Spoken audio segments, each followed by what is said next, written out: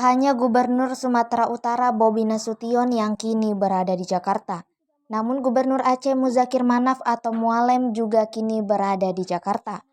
Dikutip dari Kompas.com, kedatangan Mualem ke ibu kota untuk membahas secara langsung polemik 4 pulau dengan pemerintah pusat.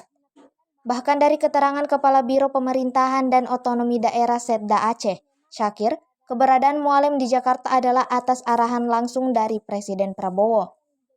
Syakir juga mengatakan tim dari Aceh sudah menyusul ke Jakarta untuk memperkuat dukungan dalam pembahasan. Rapat penting pembahasan polemik perebutan 4 pulau tersebut digelar pada Senin 16 Juni di kantor Kemendagri.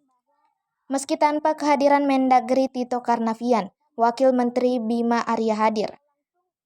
Dalam rapat tersebut, Bima mengungkap bahwa telah ditemukan novum atau bukti baru yang penting dalam pembahasan sengketa wilayah tersebut.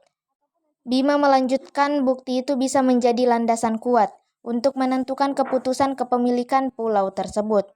Ia kemudian meminta publik menunggu, sebab akan melalui kajian pembicaraan Mendagri yang dilaporkan ke Presiden Prabowo.